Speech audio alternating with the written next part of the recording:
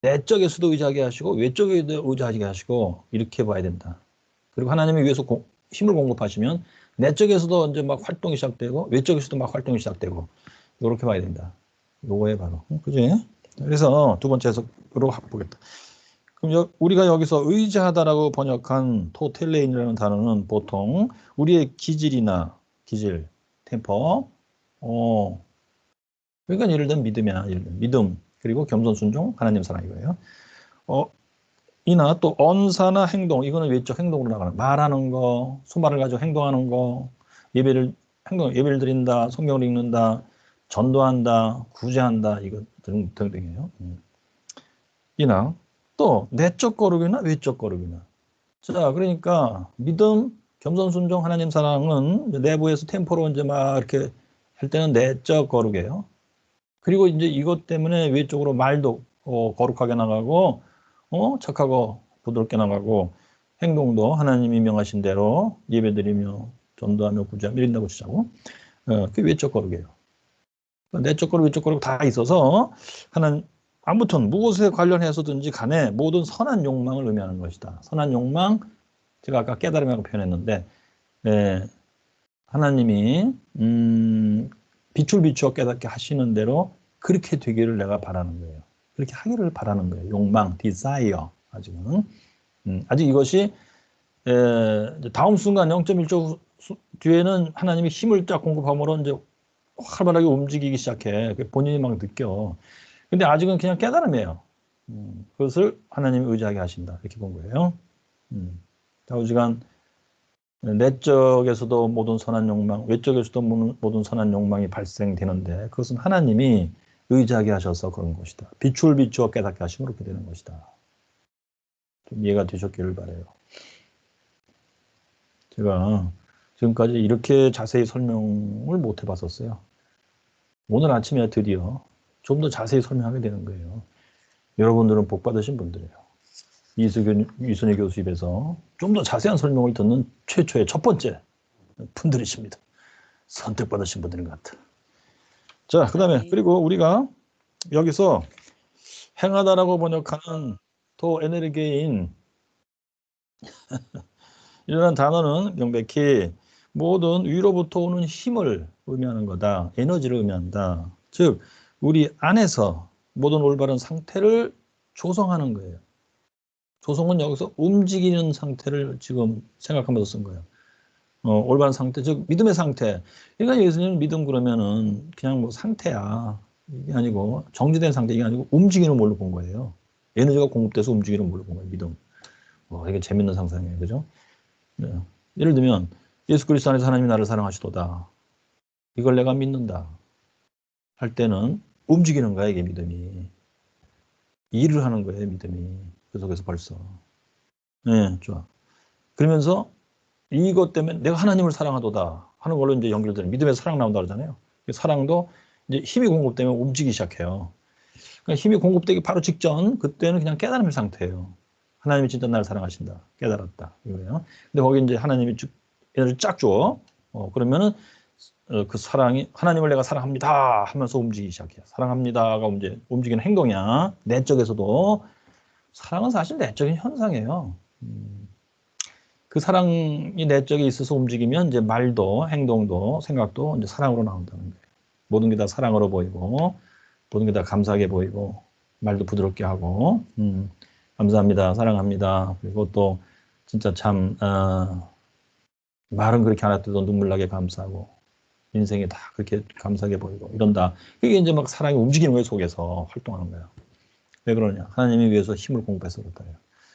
그래서 첫째, 이게 이제 에너지게인 행하게 하신다는 단어는 즉 모든 위로부터 공급되는 힘인데 즉 우리 안에서 이 힘이 우리 안에서 모든 올바른 상태를 조성하며 그런 다음에 우리에게 모든 선한 말과 행동을 할 수 있도록 그 위에서부터 공급되는 힘을 의미하는 것이다. 이렇게 예수님 봤어요. 자, 여기까지 이제 뭐 웨슬리 설명은 이해하시겠죠? 대충 그림은 그려지시죠? 처음에 저는 이걸 번역할 때만 해도 이렇게 선명하게 이해 못했었어요. 틀리게 오해한 건 아니었는데 이렇게 선명하게 이해는 못했었어요. 솔직히 자백 고백합니다. 네. 그런데 느낌은 감동은 없습니다. 이춘재 사이코패스. 그건 아닐 것 같아요. 감동이 있습니다. 감동스러워요, 정말. 4번. 그러면 이 사실을 깊이 그리고 지속적으로 깨닫는 것만큼 직접적으로 인간을 하여금 교만하지 않도록 도와줄 수 있는 것도 없다. 4번 단락 들어가서는 교만하지 말아라 이놈들아. 이거죠. 신협동서를 참 주장하고 생각하는 사람들아, 이 단락을 잘 읽어봐라. 하나님도 100%하고 인간 나도 100% 한다고? 그래서 이슬리가 여기 직접 썼어요. 교만하지 말아라. 우리 자신이 하는 건 아무것도 없다요. 우리 자신이 꽤 하는 것 같죠? 은혜 수단 많이 사용하고 코피나도록 두려움과 떨림으로 행하라고 여기 써 있죠. 그건 사람 눈으로 볼 때 하는 거예요. 하나님 눈으로 볼 때는 no merit, no power다 이렇게 보신다니까. 너희들이 코피나게 은혜 수단을 사용해도 거기 메리트가 없어. 너희들을 거룩하게 할 수 있는 능력, 파워가 없어. 텅 빈 거야 그것은. 하나님 내 눈으로 볼 땐. 그러므로 너희들이 나를 향해서 협력하는 게 아니다. 하나님 내가 다 하는 거다. 의지하게도 해주고 하나님 내가 힘을 공급하여 행하게도 하고 하는 거 하나님 내가 하고 있는 것이다 그것이. 이러한 이치를 그렇게들 모를까. 사람 눈에 보이면 행하는 거래 그게. 성경을 보고 사는 사람들은 하나님이 어떻게 보시는지 하나님이 어떤 말을 하시는지 여기를 봐야지 사람 눈에 보이는 걸 가지고 들이대고 말이야. 그러면 틀린다는 얘기예요. 알아듣시나 모르겠다. 이해가 되세요 여러분? 이해되세요 안 되세요? 네, 이해됩니다.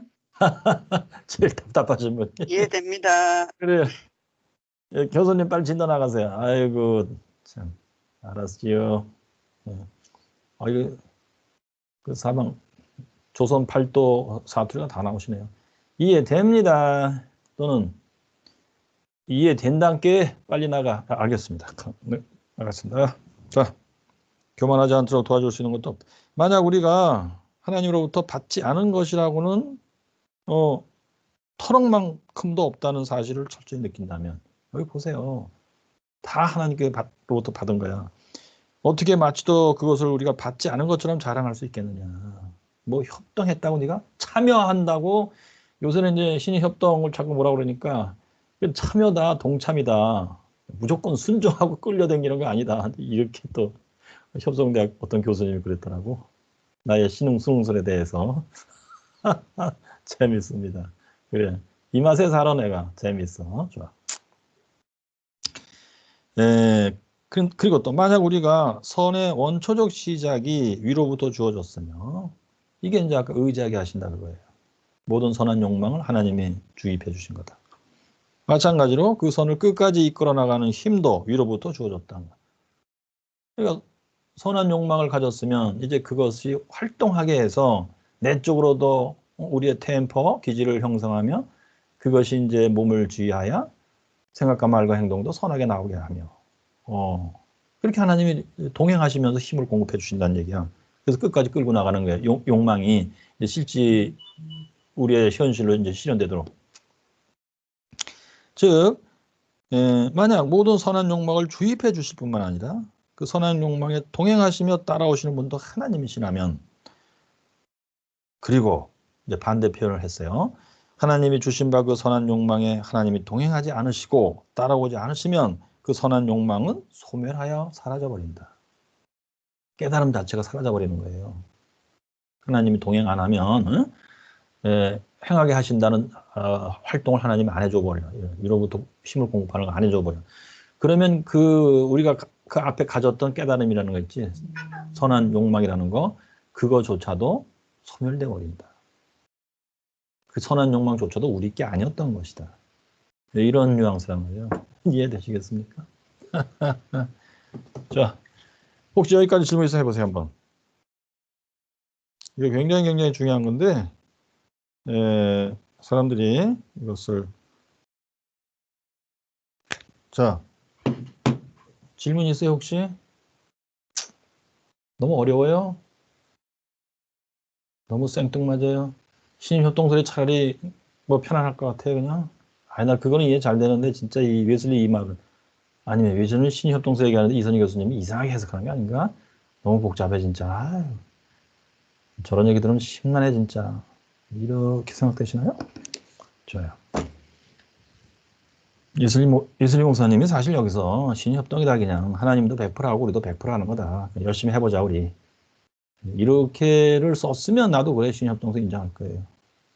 그리고 나는 예슬리는 성경이 안 맞다, 그럴 거예요. 예슬리가 신협동이 아니기 때문에 이렇게 자세히 설명한 겁니다. 자, 그 다음에 자, 두 번째 로마자 1, 2번에 1. 자, 이제 두 번째 주제로 넘어간다. 자, 하나님이 네 안에서 역사하신다면, 이제 앞에서 얘기한 거예요. 네 자신의 구원을 이루라.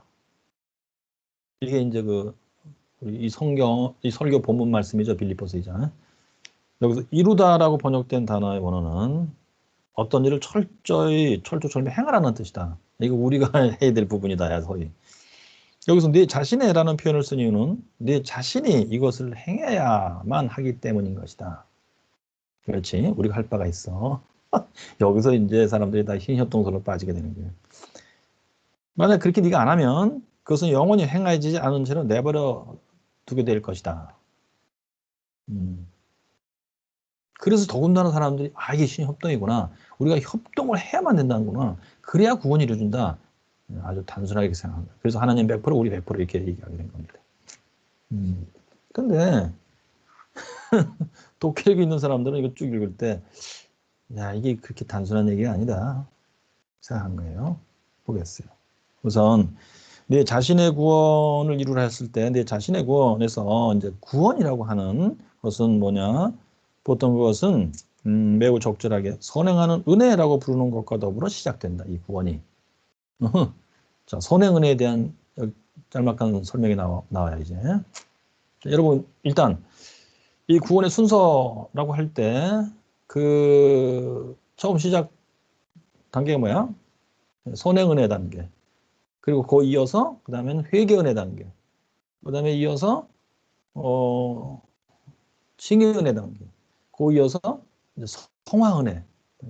이렇게 네 가지로 돼 있죠. 자, 이것이 이제 우리가 이제 은혜를 받으면서 쭉 나가는 그 구원의 순서, 구원의 또 단계라고 예수님이 생각했던 거예요. 첫째 선행 은혜 단계다 했을 때, 그러면 선행 은혜라는 게 뭐예요, 이게? 누구 하는 거예요? 프리벤팅 그레이스 하는데, 프리벤팅은 동사의 동사, 프리벤트 한다. 프리벤트 하는 주체는 하나님이에요. 하나님. 그렇지. 여기서 이제 하나님이 그러면 위에서 묘사한 거 보면 의지하게도 하고 행하게도 한다를 하겠지, 하나님이. 그러면 인간 너는 네 자신을 구원을 이루어서 네가 행할 바가 있다. 네가 철저철미 따라가야 된다. 이렇게 되겠죠. 선행은혜에서도. 좋아. 그럼 이제 선행은혜에서 하나님이 의지하게도 하고 행하게도 한다는 것이 뭔지, 어떤 내용으로 그렇게 하는 건지 잘 찾아보세요. 읽어보겠어요. 자, 이것은 선행은혜는 하나님을 기쁘시게 하고 싶은 최초의 소원이다. 하나님을 기쁘시게 하고 싶은 최초의 소원이다. 뭔가 소원 형태로 주입이 된다는 얘기야. 좋아.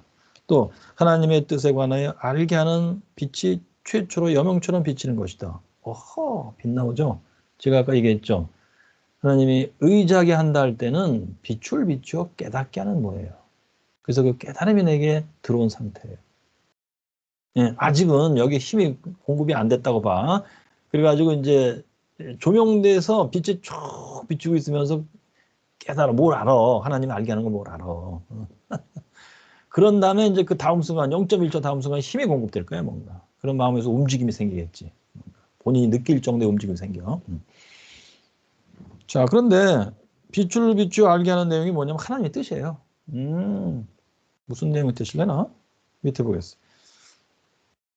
그리고 하나님께 대하여 내가 범죄하면서 왔다고 하는 사실에 대해서 최초로 흠이하게 일시적으로 깨닫는 것을 의미한다. 깨달으면 이게 이제 뭔가 의지하게 한다야. 그러면 내가 지금까지 범죄하면서 살아왔다고 하는 사실을 알았어요. 이것은 그럼 앞에서 예수가 얘기한 의지하게 하신다 할 때, 즉 모든 선한 욕망을 하나님이 불어넣은 불어난 것이다. 모든 선한 욕망. 영어로 뭐야? Every good desire예요. 그러면 내가 지금까지 죄를 짓고 살아왔구나 하는 것을 최초로 흠야하게 일시적으로 깨닫다 했어. 이것은 good desire일까요, 아닐까요? 선한 욕망일까요, 아닐까요? 선한 욕망이에요? 네. 네, 왜 그렇죠? 왜 선한 욕망이죠?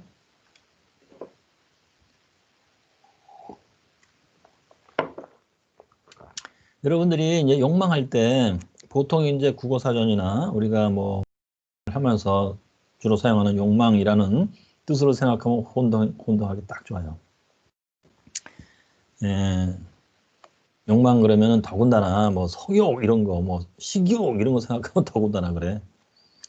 여기서 웨슬리가 쓰는 desire는 하나님의 뜻을 깨닫고 좋게 여기는 상태예요. 그래서 나도 그것을 원해 이 뜻이에요. 그럼 여기서 하나님의 뜻은 뭐냐면 예를 들어 보면 내가 남의 지갑에서 지금 돈을 빼고 싶어. 배가 고파 밥을 사 먹어야 되겠어. 돈을 빼고 싶어. 그래서 이제 도서관에서 어떤 여학생이 말이지, 지갑을 책상 위에 놓은 상태로 화장실을 간 것 같다. 근데 지갑이 좀 열려 있어서 10,000원짜리가 삐쭉 나왔어. 그걸 잡고 이렇게 빼면 되는데, 그때 하나님이 선행 은혜를 쫙 주셨다고 쳐봐. 빛을 비춘 거야. 그랬을 때 하나님의 뜻을 알겠어. 하나님의 뜻은 뭐, 아주 쉽게 얘기하면 도덕질 하지 말아라. 이거겠죠. 그래서, 아하, 지금 내가 돈 빼야지 한 거는 도덕질 하지 말아라. 어긋난다. 죄다. 죄 짓고 있구나, 내가. 하는 것을 흠야하게 일시적으로 알게 한다. 그렇게 되면 어떻게 돼? 이게 왜 굿 디자이어죠? 선한 욕망이죠, 이게? 내가 죄를 짓고 있구나 할 때 그 앞에 뭐가 있을 거야? 도둑질 하지 말라를 깨달았잖아요. 도둑질 하지 말라. 이게 굿 디자이어예요. 그렇다면 거기에 일체해서 내가 지금 돈 빼려는 거는 도둑질 하는 거다. 도둑질 하지 말아야 되겠구나. 그래서 굿 디자이어 이것이요. 이것이 깨달음이에요. 자, 이럴 때 하나님이 힘을 공급해 0.1초 뒤에 행하게 하신다. 그럼 어떻게 될까요? 이 깨달음이 이제 움직이기 시작하겠지? 어떻게 움직일까요? 움직일 때 느낌이 뭘까요? 대답해 보세요. 회개요. 회개. 물론 크게 얘기해서 회개라고 불러. 그런데 선행은혜에서는 회개라는 용어는 잘 안 써요. 아직은 그 정도까지 올라간 게 아니야. 선행은혜에서는 회개라는 단어를 쓰기에는 너무 분수에 넘쳐. 회개라고 하면. 죄의식. 물론 그것도 맞는 말이야. 그런데 더 정확한 용어. 웨슬리가 사용한 정확한 용어. 자, 선행은혜는 한마디로 우리 안에 양심을 발생시키는 거예요, 하나님이. 양심은 두 가지, 선한 양심이거나 또는 양심의 가책이거나. 네. 그러면 이건 내가 느끼죠? 내가 말이야, 깨달았을 때, 도둑질하지 말라다. 그런데 내가 지금 도둑질 하고 있구나. 도둑질 하면 안 되겠다. 이건 아직은 깨달음이라고 볼 수 있어. 근데 이건 하나님이 의지하게 하시는 거야. 그 디자이어를 발생시킨 거야. 거기다 그 다음에 0.1초 뒤에 하나님이 힘을 쫙 공급해. 행하게 하신다. 힘을 공급해 준다. 그러면 양심의 가책이 움직이기 시작해요. 그럼 내가 느껴, 찔려. 얼굴도 뻘개질 정도야. 움직임이 활발하게 움직여서 피돌기가 빨라졌어. 그래서 얼굴이 뻘개. 자, 이걸 웨슬리는 하나님이 위로부터 힘을 공급했다. 행하게 하신다. 힘을 공급했다. 그 깨달음이 이제 움직이기 시작했다. 깨달음대로 움직임이 생겼다. 내 내면 안에서, 영혼 안에서. 이렇게 파악한 겁니다.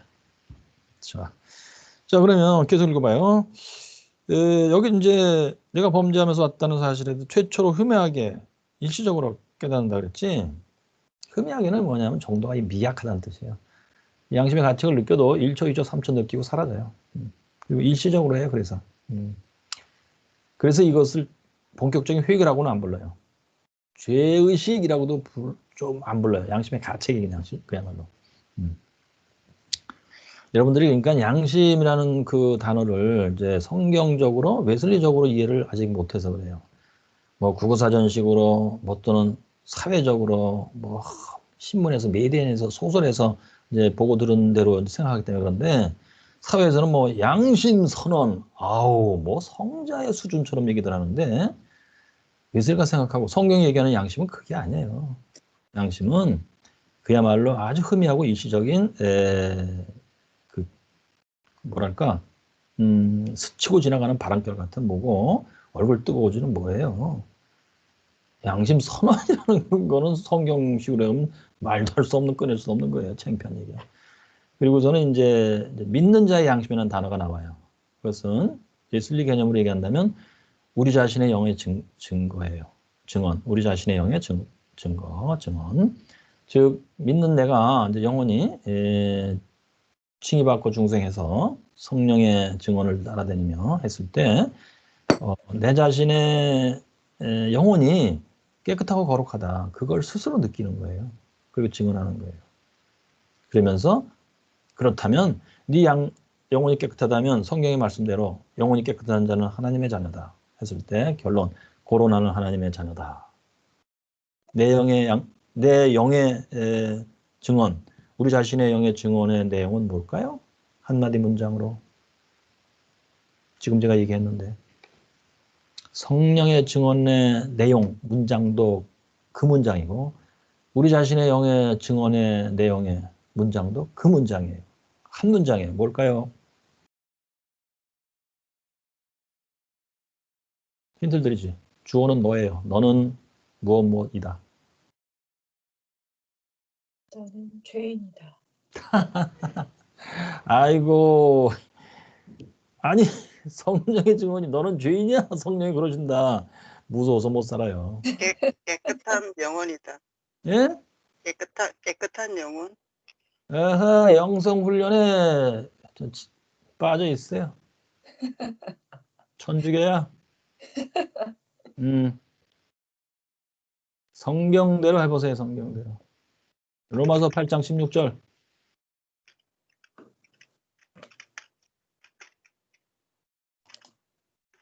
로마서 8장 16절 뭐야 지금 찾는 거 봐. 성경 뒤지는 소리 나요. 너는 하나님의 자녀이다. 그렇습니다. 성령의 증언도 한 문장이에요. 너는 하나님의 자녀다. 우리 자신의 영의 증언도 너는 하나님의 자녀다. 그겁니다. 이해됐어요? 네. 이게 웨슬리가 얘기하는 바. 웨슬리가 이제 설교가 그게 있어. 성령의 증언이라는 설교가 두 편 있고 우리 자신의 영의 증언이라고 하는 설교가 한 편 있고 그래요. 그게 로마서 8장 16절을 가지고 한 설교예요. 응? 그 증언의 내용은 너는 하나님의 자녀다. 그거예요. 이해되시겠죠? 근데 네. 이제 이건 알집으로 압축해 놓은 거고 이 문장을 이제 풀어야 돼. 알집을 풀어서 펼치면 무슨 내용이 쭉 나오는지를 여러분들이 그 설교를 읽고 한번 만들어 보세요. 찾아보세요. 굉장히 재밌습니다. 굉장히 은혜가 되는 겁니다. 근데 여러분들이 읽으시고 한 번 읽고 이해하기 힘들 거예요. 저는 그 개인적인 소리입니다만 제가 성령의 증언이라는 설교 1편, 2편을 그거는 내용이 거의 같아요. 한 20년 간격을 두고 쓴 건데 내용이 거의 같아요. 이걸 내가 옛날에 번역을 해서 그 수업 자료에서도 올려놓고 막 이랬었어. 그리고선 잊어버렸어요, 내가. 근데 어떤 목사님이 어떤 잡지에 웨슬리의 성령의 증언이라는 설교에 대해서 내용이 이거다라고 소개를 이제 해서 써놨는데 내가 우연히 읽게 됐어요. 근데 내가 보니까 그건 아니더라고. 이 목사님이 쓴 내용은 완전히 장로교 얘기야. 웨슬리 얘기가 아니고. 그래서 내가 번역했을 때 그 기억이 좀 남아 있어가지고 이건 아니다. 잡지사에 전화했어. 그래가지고 이거 누가 썼냐고. 혼냈어, 내가. 아니, 웨슬리의 성령의 증언이라는 설교를 소개해주겠다고 하면서 장로교 얘기 쓰면 어떡하냐, 진짜. 그리고서 내가 이제 그 설교를 다시 읽어봤어. 그랬더니 이해가 안 되더라고. 답안지 쓰려면 써, 내가. 근데 웨슬리가 그 말을 했을 때의 그 마음속으로 들어가서 도대체 당신은 뭘 느끼고 무슨 의미로 얘기한 거냐. 그래서 잘 안 되더라고. 내가 그 설교를 20번 읽었어요. 응? 각각 20번. 그러니까 두 편의 설교를 20번씩 읽으니까 40번 읽는 거야. 그랬더니 알겠더라고. 그래가지고 학생들한테 설명해 줬더니 역시 못 알아듣더라고. 그래서 내가 비유를 개발해서 알사탕 비유라는 걸 개발해서 설명해 줬는데 모르겠어. 알아듣나 못 알아듣나. 아무튼 한번 읽어보세요, 여러분들이. 자, 그러면 이제 뭐요? 여기 선행은혜. 교수님, 예, 질문. 제목이 성령의 증언인가요? 예, 그래요. 이 저기 네. 파란 책 여기도 있어요. 성령의 증언 아, 네. 1편, 2편이 들어있나? 1편, 두 개가 다 들어있나? 성령의 증거라고 돼. 성령의 증거 1편, 2편 두 개 다 들어있어요. 12번 설교, 13번 설교. 우리 자신의 영의 증거는 17번에 들어있어요. 성화론에. 우리 자신의 영의 증거. 이 두 설교 굉장히 중요하니까 성령의 증거는 이신칭이 중생 때 주어지는 것이고 우리 자신의 영의 증거는 이신칭이 중생 때 주어지면서 성화의 길로 쭉 갈 때 특별히 잘 나타나는 거예요. 물론 성령의 증거도 성화의 과정에서 계속 동행하고 따라다니신다 이렇게 돼 있어요. 이 두 개는 짝을 이루면서 있는 거예요. 성령도 나에 대해서 너는 하나님 자녀라 증거하시고 나의 영도 너는 하나님의 자녀라 하고 증거한다. 이게 웨슬리의 그 예수 믿고 사는 인생에 있어서 굉장히 중요한 건데 이 나도 그 신학교 다닐 때 이걸 들어본 적이 없어요. 몰라 교수님은 설명해 주셨는데 내가 못 알아들었는지. 그리고 내가 지금 쭉 볼 때 오늘 한국 감리교에서 이 개념을 알고 설명하는 걸 내가 못 들어봤어. 아, 이성희 교수님 수십 년 동안 예술을 가르쳤다면서 그러면 좀 기여를 하셨어야지. 저는 반사회적 인격이에요 좀. 내가 아는 건 좋은데 남한테 안 알려주고 싶어. 그래서 그런 것 같아요. 네. 그러니까 여러분 각자가 그러니까 내가 이거 지금 수업 시간에 설명해 주는 것만도 대단한 일이에요. 여러분들이 들으시고 여러분들이 각자 공부해서 널리 펼치고 알려주세요 사람들한테. 자 그러면 여기 자 그래서 이제 선행은혜 최초로 흠야하게 일시적으로 깨닫게 한다. 이 모든 것은 생명을 향하는 어떤 경향성이다. 생명을 향하는 구원의 경향성이다. 선행은혜는 그래서 구원으로 이끌어 가시는 하나님의 역사예요. 구원의 은혜, 일종의 구원의 은혜예요. 근데 선행 은혜를 받았다고 해서 구원받는 건 아직 아니에요. 왜? 구원의 순서 그랬지 아까? 단계 끌고 나가야 돼요. 최초의 단계 이게. 이것만 갖고 구원 못 받아. 즉 선행 은혜는 양심의 현상을 발생시킨다. 선한 양심, 양심의 가책. 여기에 대부분의 인간들은 다 거부하고 살지만 일부 사람들이 또 거기에 순응해서 산다고 쳐. 양심적으로 살아. 이거는 구원으로 향하는 첫 번째 단계일 뿐이에요. 그거 갖고는 구원 못 받아요. 그 얘기입니다. 네? 자, 그래서 어느 정도의 구원이다. 어느 정도의 구원은 뭐냐. 예술이야. 이거 몇 살 때 쓴 거야, 이거. 85년, 아이고, 예술의 나이 82세에 쓴 거요. 82세 할아버지가 돼갖고 마음이 좋아졌어. 마음이 너무 이거 해프게 됐어요. 그래갖고 어느 정도의 구원이라까지 쓰셨는데, 아유, 할아버지 너무 해프게 쓰셨는 것 같아. 이게 무슨 구원이야. 예, 좋아. 근데 아무튼 진지하게 봅시다. 어느 정도의 구원은 하나님이 구원의 역사를 시작하셨다는 뜻이에요.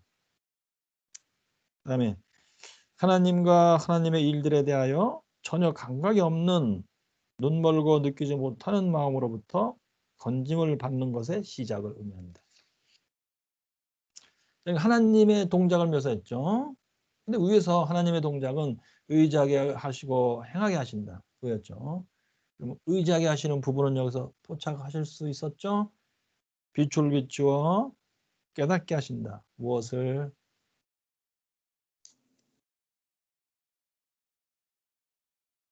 몰라요?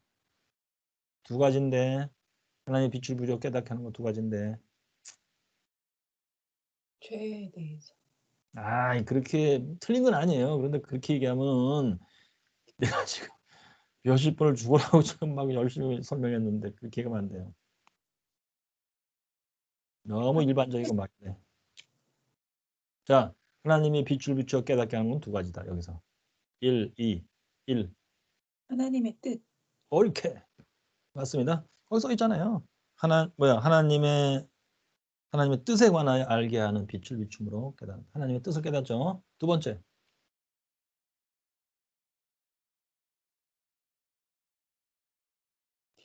양심의 가책. 그거는 두 번째 행하게 하신다 해당된다니까. 그럼 빛을 비춰 깨닫게 할 때는 의지하게 하신다는 항목에 해당되는 건데, 의지하게 한다 할 때 good desire, 선한 욕망이라고 그랬죠.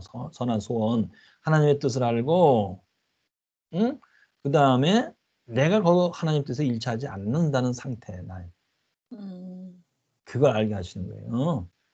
그것은 깨달음이에요.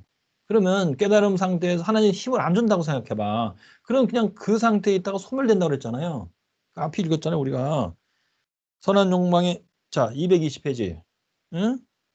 그 아래에서 조금 위로 올라가면 그 선한 욕망에 의지하게 하신다지. 욕망에 하나님이 동행하지 않으시고 따라오지 않으면, 즉 이 행하게 하신다를 안 하면 그 선한 욕망은 소멸돼 버린다 그랬잖아요. 이해됐어요? 여러분들이 이건 국어 실력을 발휘해서 이해해야 돼, 진짜. 신학 이전에. 여러분들이 수능고사 볼 때 국어 그 연습 많이 했을 텐데, 내가 볼 때는 국어 연습을 그렇게 죽어라 했어도 부족해. 독해력들이 너무 약해요. 왜냐, 너무 쉬운 책들만 읽어서 그래. 웨슬리의 이 글은 진짜 쉽게 쓴 건데, 뭐랄까, 1700년대 글이에요. 그래서 그 시대에 아주 독특한 방식으로 쓴 거예요. 근데 이 웨슬리 설교 텍스트를 이해하는 요령을 터득하시면 이것처럼 쉬운 게 없어요. 아주 논리적으로 깨끗하게 썼기 때문에 그래요. 근데 익숙치 않으면, 여기 대해서 익숙치 않으면 막 한없이 헤매더라고, 사람들. 헤매면서 하는 얘기들이 그래. 뭐 웨슬리 뭐 대충 다 아는 얘기를 왜 이렇게 복잡하게 썼냐 이러고. 어떤 사람 너무 지루하다. 같은 얘기 계속하고 뭐 같은 얘기인데 계속 반복해서 그런다, 이 사람. 지루하다. 또는 어떤 사람 심지어 모르겠다. 무슨 뜻인지. 뭐 머리가 나빠서가 아니고 그 사람은 글 쓰는 사람이에요. 감리교 목사님이신데 책도 많이 내고 그랬다고. 근데 웨슬리 설교임은 모르겠다, 무슨 소린지. 그건 뭐야. 일종의 공감 능력이 좁아서 그래요. 현대에 뭐 그런 뭐 안다고 쳐. 뭐 그 사람이 고전을 읽었다고 쳐. 근데 웨슬리 스타일로 쓴 거, 1700년대에 영국에서 특히 웨슬리 스타일로 쓴 거, 그거에 대해서는 경험이 부족한 거야. 그러니까 읽고서는 모르겠다. 네 식으로 얘기하는 거 못 알아듣겠다. 이렇게 된 거예요. 그거는 웨슬리 탓이 아니고 그 사람 탓이에요. 공감 능력을 넓혀야지. 독해력이라는 것은 내가 읽는 텍스트에 대해서 공감을 할 수가 있어야 되고 그 사람의 논리를 내가 따라가면서 분석해 줄 수 있어야 돼요. 그렇지? 자, 그러면 여기서 선왕은혜에서도 하나님이 의지하게 하고 행하게 한다가 나와야 되는데, 의지하게 되는 것은 빛을 비추어 깨닫게 한다지. 그래서 하나님의 뜻을 알게 하시며 또 나의 상태를 알게 하는 거야, 지금. 근데 아직은 힘을 안 줬기 때문에 양심의 가치가 아직 안 일어나. 그때 힘을 줘야 돼. 그러면 양심의 가책을 느끼기 시작해. 뜨끔. 이해되시겠죠? 자, 그 얘기가 어디 나오냐면 가만 있어봐. 내가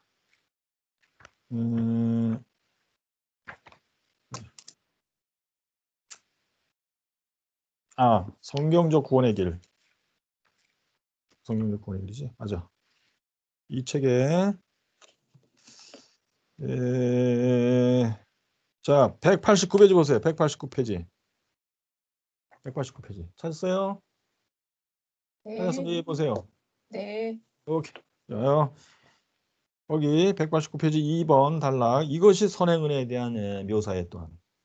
같은 선행은혜인데 여기서 묘사한 것은 투가 조금 달라. 근데 같은 내용이야. 보겠어요.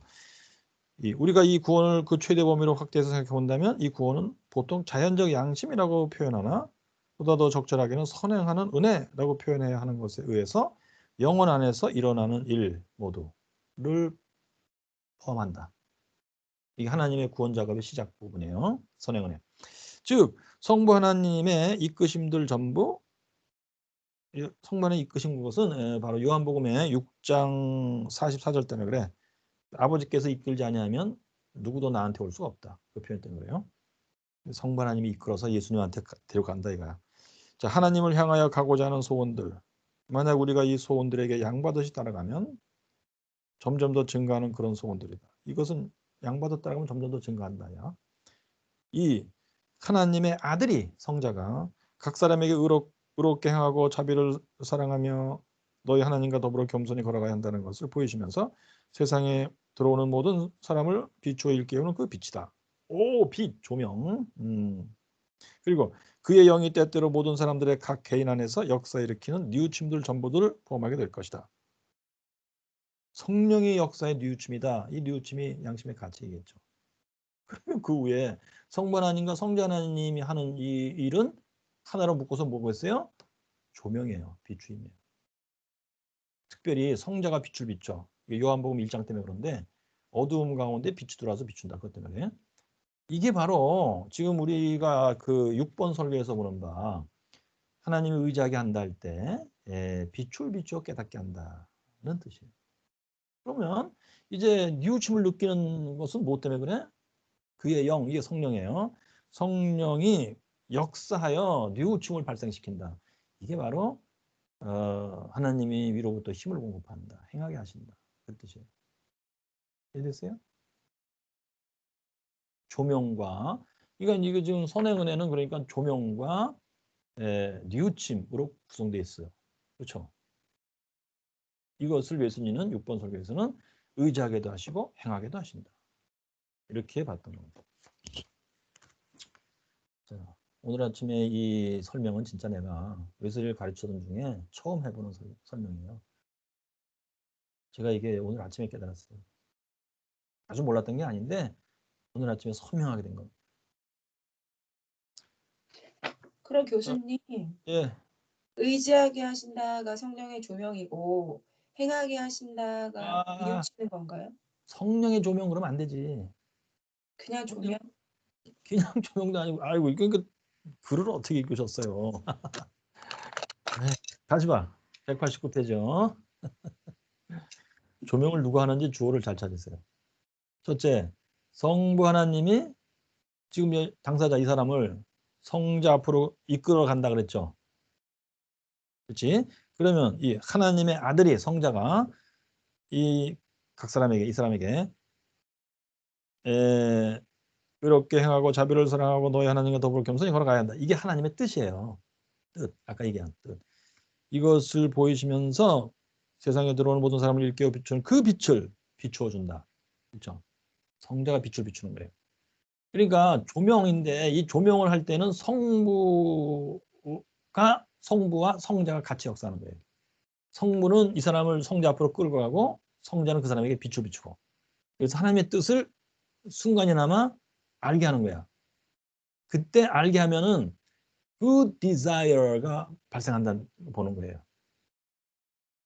하나님 뜻이 이거구나. 인정한다는 얘기예요. 그리고 거기에 비춰서 자기의 영혼의 상태를 보는 거야. 아하, 도둑질하지 말라는데 도둑질하고 하려고 하고 그런 데가 이렇게. 거기까지가 조명이고 그 디자이어가 발생했다는 뜻. 조명이고 깨달음이에요. 그 다음에 이제 성령께서 그 밑에 그의 영이 이것은 여기 그는 사실 성자예요. 근데 이제 성경에서도 그렇고 자고로 기독교에서 그리스도의 영 그러면 그리스도 자신의 영혼이 아니고 성령을 의미해요. 왜냐하면 요한복음 때문에 그래요. 내가 보혜사를 보내주겠다. 그래서 오신 보혜사가 성령인데 그래서 그것이 그리스도가 약속했고 보내주신 성령이다. 그 뜻이에요. 됐어요? 그의 영, 성령. 이 역사하여 그 사람의 안에서 역사하여 뉘우침들을 발생시킨다 그랬죠. 이게 양심의 가책이에요. 이것은 우리가 이제 6번 설교에서 봤을 때 행하게 하신다. 위로부터 힘을 공급하여 상태를 조성한다. 뭔가. 그랬죠? 그래요. 이해되시겠어요? 자, 혹시 또 질문 있으면 하세요. 정리하면 성부가 끌고 가시면서 성자가 알게 하시고 그로 인해 굿 디자이어가 생기는 그것에서 종국의 성령이 역사하시며 뉘우치고 알게 하신다. 예, 종국에 아니. 은 종국의 예, 네. 그것은 말하자면 거의 한순간이에요. 아까 얘기했죠. 그런데 미분법적으로 구분을 하면 0.5초의 간격으로 한순간에 뻑 이거예요. 네. 순서, 논리적 순서를 얘기하면 0.5초의 간격을 두고 먼저 빛줄 비추어 깨닫게 하셔서 의지하게 하신다. 그 디자이어가 발생되게 합니다. 다음 순서, 근데 0.5초 다음 순서에 행하게 하신다 해서 위에서부터 힘을 공급하여 내 영혼의 디스포지션, 템퍼를 조성되게 한다. 선행은혜에서는 근데 그것이 양심의 가책 상태를 조성하신다. 저희가 이제 그다음에 이제 다시 220페이지로 가겠어요. 그러니까 이제 여기서도 선행은혜를 우리가 두 군데에서 봤습니다만 어디에서도 그 보통 학자들이 잘못 보는 바대로 선행은혜는 뭐 이 세상에 나오는 모든 사람에게 하나님 비추는 건데 그래서 뭐 어느 정도 이성의 상태가 되고 어느 정도의 양심의 상태가 되고 어느 정도의 뭐 자유의지가 있고 어느 정도의 종교성이 있다. 그런 얘기가 전혀 아닌 거예요. 그래서 나는 거기에 대해서 어느 정도 분노까지 느끼고 있어. 아니 이렇게 명확한 텍스트를 그렇게 왜곡을 해갖고 독해력이 부족해서 그런지 하여튼 의도적으로 그런지 모르겠는데 그렇게 엉뚱한 얘기를 만들어놨다. 더군다나 그 어느 정도 이성, 양심, 종교성, 뭐 자유의지다 누구한테나 다 이 정도는 있다. 그거는 칼빈주의 얘기입니다. 칼빈주의에서는 그것을 선행은혜라고 안 부르고 일반 은혜라고 불러요.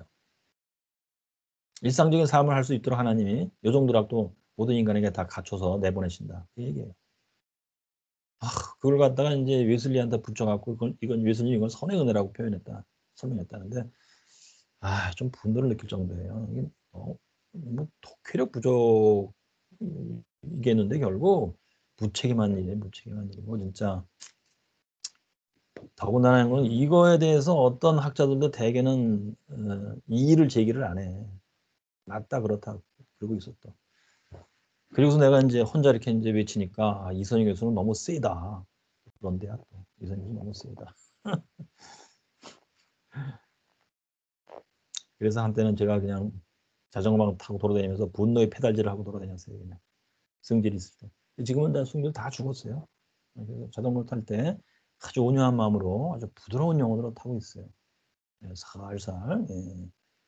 이제 70이 다 되는 노인의 스타일로 타고 있습니다. 자, 그 다음에 보세요. 221페이지.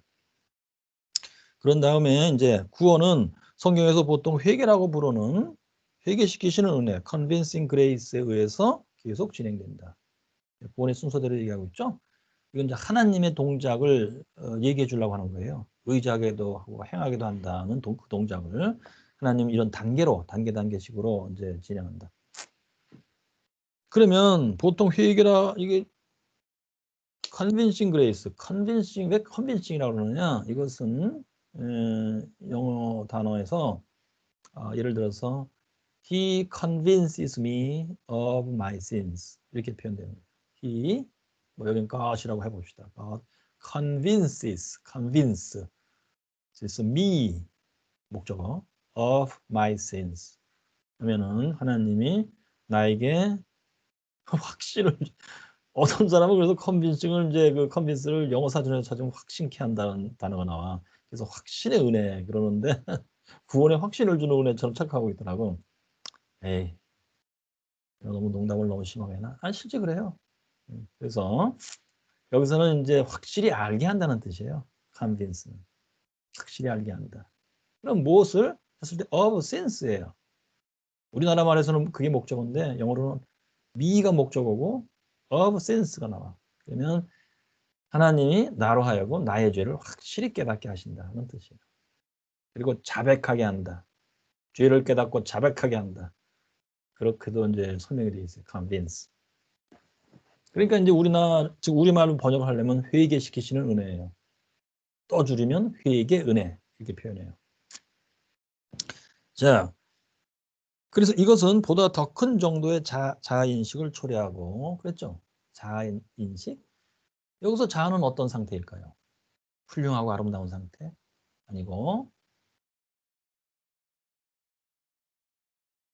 무슨 상태예요? 죄된 상태. 그렇습니다. 더 정밀하게 표현할 수 있으실까요, 혹시? 웨슬리 신학적으로. 죄된 상태인데 어떤 단계에서 지금 죄된 상태야? 어떤 단계? 예수 믿고 구원받기 전일까요, 후일까요? 전. 전입니다. 그렇다면 더 정밀히 어느 정도의 죄된 상태?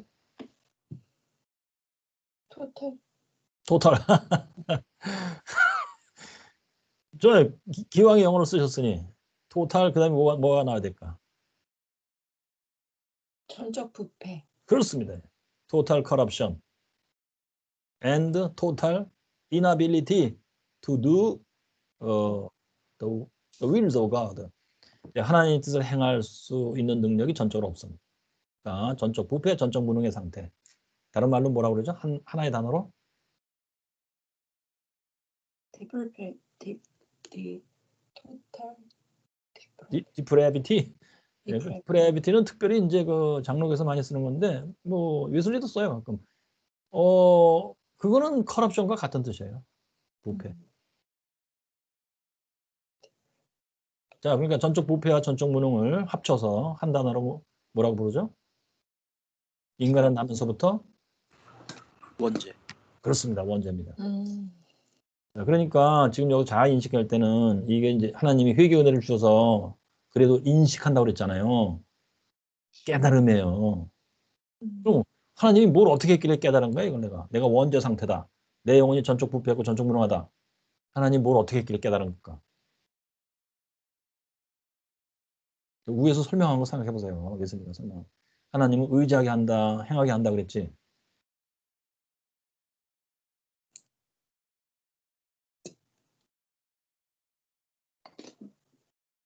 하나님 뭐 한 거요? 깨닫게. 그래서 어떻게 해서 깨닫게 하면 망치로 내 머리 한 대 때린 거요? 빛을 조명해 주셔서. 빛을 비췄잖아요. 조명이라니까. 참으로. 조명은 뭐냐? 다른 말로 깨닫게 한다라는 뜻이에요. 원래. 응? 하나님이 빛을 비춘다, 조명하신다, 깨닫게 하신다. 무엇을? 그러니까 깨닫게 하는 대상물은 이제 무수다양해요. 뭐 내가 죄인인 상태를 깨닫게 한다. 죄인인 상태도 되고 또 하나님이 날 사랑하신다. 이걸 깨닫게 할 수도 있어요. 그럴 땐 다 빛을 비추는 거예요. 좋아. 그럼 예수 안에서 하나님이 나를 사랑하신다. 이것을 이제 깨닫게 할 때는 하나님이 어떤 방식으로 할까? 예수 안에서 하나님 나를 사랑하는 걸 내가 알았습니다. 할 때 하나님이 어떻게 역사한 거예요, 나한테?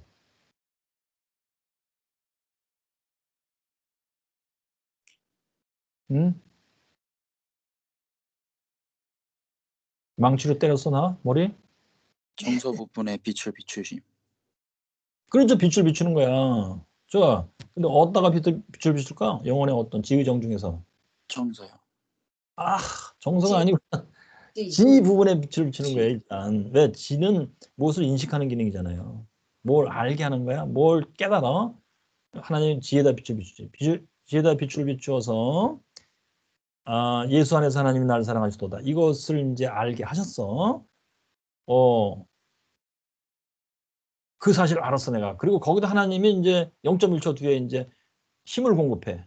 행하게 하시다. 힘을 쫙 공급해. 그럼 디스포지션, 나의 그 상태가 뭔가 조성이 되겠지. 조성되면서 움직이겠지. 그 상태를 뭐라고 불러? 움직이기 시작한 그 상태.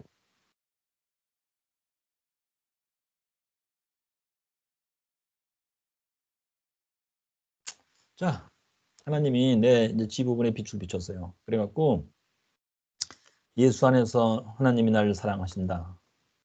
제가 알았습니다. 그걸 보통 뭐라고 불러요? 그냥 보통 웨슬리식 말고 보통 우리 교회에서 성경에서. 하나님이 날 예수 안에서 응? 날 구원? 사랑해. 응?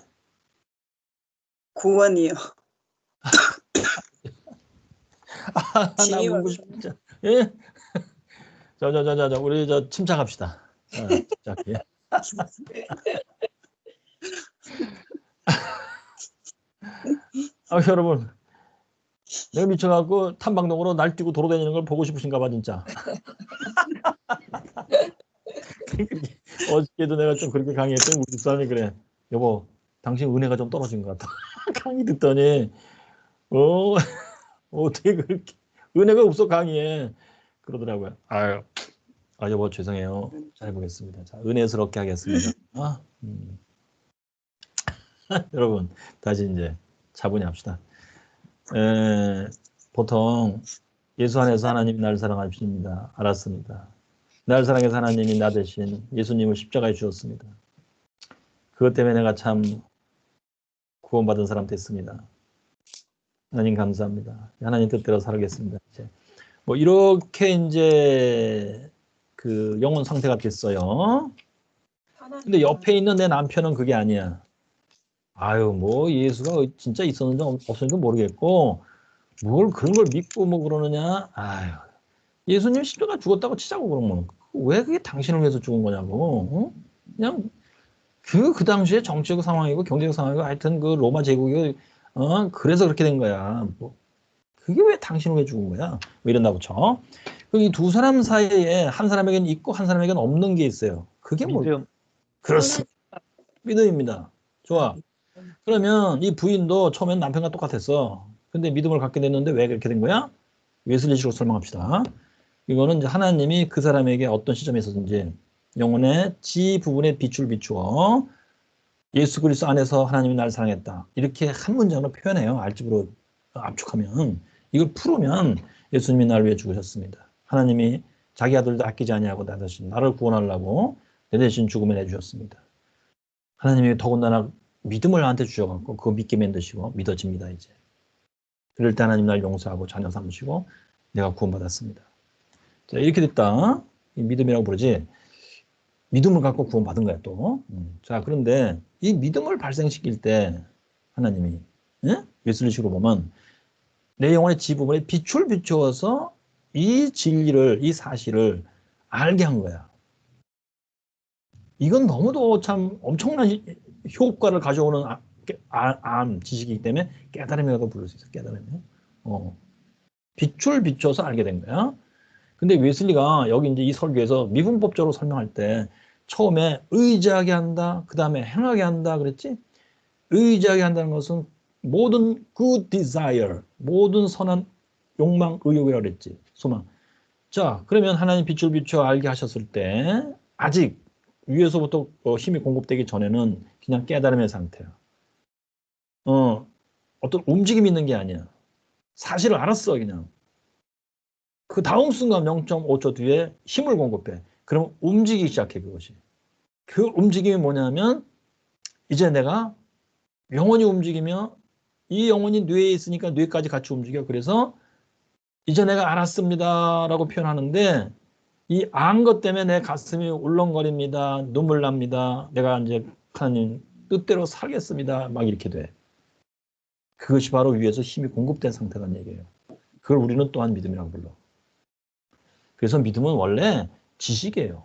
아주 그냥 살 빼고 기름 빼고 그냥 뼈다귀만 남기면 지식이라고 불러. 칼빈도 그걸 지식이라고 그래요. 루터도 그렇고. 이게 신학적인 용어야. 그런데 이것은 일반 지식이 아니고 여기다 하나님이 힘을 공급하니까 이게 하나님이 이제 내가 너를 구원하마. 네가 믿음을 가졌으니 네 속에 믿음이 있으니 내가 구원하나 하는 그 어떤 믿음이라고 부르는 뭐야. 이거는 그냥 지식이 아니에요. 그래갖고 제가 지금 표현합니다만 나 자신의 영혼과 몸, 뇌에서 심지어 팔다리에서 막 느낌이 오고 현상이 오고 하는 거야. 뜨거운 눈물을 흘리며 콧물을 흘리며 얼굴이 밝아지며 참 정신이 새로워지며 생활까지 막 바꿔버리는 담배를 끊고 술을 끊어버리는 막 이렇게 됩니다. 그래서 그것을 그냥 지식이 아니고 믿음이라고 불러요. 여기는 막 힘이 들어가 있어. 에너지가 들어가서 막 움직여. 예, 이 현상을 예수님은 하나님이 의지하기도 하시고 행하기도 하신다. 저는 그 성경의 표현에서 읽어내는 것입니다. 좀 이해가 되시나요? 좋아요. 그러면 이제 회개시키시는 은혜에서 의지하게 한다는 건 뭐냐면 여기서 자아인시라고 그랬죠? 자아는 여기서 원죄 상태에 나고 전적 부패, 전적 무능이고 영혼 상태가 그것을 하나님이 빛을 비추어 알게 하신 거야. 그래서 나의 깨달음이 들어왔어. 아, 나는 죄인이구나. 원죄하의 죄인이구나. 예. 자, 그러면 거기다 하나님이 이제 0.5초 뒤에 이제 힘을 주지. 행하게 한다. 힘을 공급해. 그러면 어떤 현상이 일어날까요? 이 텍스트 자체에 나와 있어요.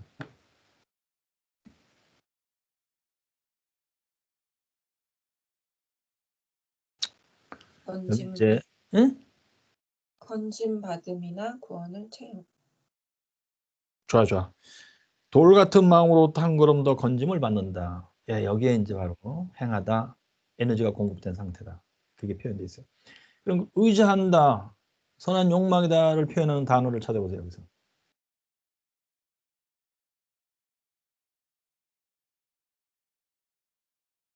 회개 또는 자아인식. 그거예요. 깨달음. 이걸 구별해내려면 진짜 고도의 독해력이 있는 사람들이야. 이거 일반 보통 신학자들도 모를 거야. 이거. 나 자신도 몰랐어요. 오랜 세월. 여러분 다시 읽고 하다 보니까 알게 된 겁니다. 그래서 여기 이제 회개라고 그럴 때 이 회개도 이제 여러분이 너무 어려울까 모르겠는데 알고 보면 너무 어려울 것도 없어요. 웨슬리식으로 사고하면 돼. 회개라고 할 때 사실 두 부분으로 되어 있어요. 1. 회개는 자아인식이에요. 깨달음. 의지하게 하신다 하나님이. 그 동작 때문에 생긴 깨달음. 내가 죄인이다 깨달음. 그리고 회개라고 하는 단어 보면 두 번째 부분인데 그것이 이제 디스포지션이라고 표현한 거고요. 회개의 상태 분위기가 조성됐어. 그거는 힘을 공급해서 그래요. 힘을 공급 때문에 회개할 때도 눈물 나요. 진짜. 예, 눈물 흘리고 예, 눈물 흘리며 참 회개의 기도를 하면 그렇게 돼요. 회개예요. 의지하게 하시고 힘을 공급하시고 두 개 다 들어있어. 그 다음에 이제 회개의 열매라는 개념이 있어요. 뭐야? 영혼이 그렇게 회개된 상태이기 때문에 이제 생각과 말과 행동이 회개한 자의 행동이 나와. 악을 버리고 죄를 버리고 은혜의 수단을 사용하기 시작하면 이렇게 돼요. 그건 또 왜 그래? 여 설교에 보면 뭐 때문에 그래요? 행하게 하신다. 그것 때문에 그럴까요? 아니면 의지하게 하시고 행하게 하신다. 이 두 개가 있어서 그럴까요? 두 개가 있어서. 그렇습니다. 잘 이해하셨습니다. 그겁니다. 에이, 마음이 조마조마했었어. 그냥 손발로 가지고 행하는 건 행하게 하시니까 그렇게 된 거 아닐까요? 아휴, 그럼 내가 그냥 탐방동을 미쳐서 날뛸 뻔했어요, 진짜. 그럼 교수님 구원의 단계에서 음, 일단 선행은혜 단계에서 회개은혜 단계로 넘어가잖아요. 예, 예. 지금 말했던 자아를 인식하고 회계 상태의 어떤 분위기가 디스포지션 같은 에너지를 공급하셔서 그런 예, 분위기가 공급이 되고 예. 회계의 열매가 맺어진다는 이거는 음. 선행 은혜 차원인가요? 회계 은혜 차원인가요? 구원의 단계로 보면 아니면 이게 순식간에 같이 이루어지는 건가요? 아니, 여기 저기 써 있기를 회개은혜 단계에서 그런다고 써 있잖아요. 근데 아까 예. 선행의 단계에서 의지하게 하시고 행하게 하신다고 하는 게 선행의 단계 아닌가요? 각 단계마다 다 그런 거예요. 아, 이해되셨어요? 네. 자, 그러니까 음, 여러분들이 독해력이 얼마나 참 흔들거리시는지 아시겠죠? 그래서 이 설교는, 예술 설교는 참 이상하게도 이게 1700년대 글이라서 그런가 한 번 읽어서 몰라요. 심지어 나는 이거 번역까지 했잖아요. 번역할 때도 몇 번 읽고 번역해야 돼. 번역해 놓고도 몇 번 읽어야 아하 이 뜻이구나 이렇게 알아요. 그럼 난 몇 번 읽었을 것 같아요. 내가 이 책을 가지고 웨슬리 신학을 가르친 게 20년이 넘어요. 근데 나는 강의 노트가 없어요. 왜? ADHD인가 봐 나. 강의 노트 만들려고 여러 번 시도했는데 처음 한두 페이지 쓰다가는 더 이상 못 나가. 포기하고 웨슬리 신학을 가르치는 학기마다 나는 처음부터 다시 읽어야 돼. 20년 동안 계속 반복해서 읽는 거예요. 그렇게 하면 조금 이제 눈에 들어옵니다. 근데 여타의 웨슬리 신학자들이 이렇게 했는지 아닌지 모르겠는데 내가 볼 때 했을 리가 없어요. 심지어는 웨슬리 설교를 그냥 한 번이라도 제대로 읽지 않은 사람들이 꽤 많아요. 다른 학자들이 쓴 해설서만 가지고 널 작업하고 그런 게 거의 8, 90%예요. 웨슬리 설교를 직접 읽은 것은 뭐가 좋으냐? 여러분들 실제로 한번 해보세요. 눈이 열려요. 우리가 그렇게 성경을 읽고 이 진리가 뭐냐? 성경대로 따라 살고 싶은데 진리가 뭐냐? 웨슬리도 바로 그 노예라고 한 거예요. 그걸 설교로 표현한 겁니다. 그럼 웨슬리, 교수님 각 네. 단계마다 의지하게 하고 행하게 하시는 그게 다 포함된다는 말씀인 거죠? 그렇죠. 자, 다시 한번 읽어볼게요. 내가. 자, 219페이지 다시 읽어요. 219페이지. 맨 끝에. 우리가 여기서 의지하다라고 번역한 토텔레인이라는 단어는 보통 우리의 기질이나 이건 내적인 거죠. 그죠? 얘기했죠. 깨닫게 한다. 영혼 내에서.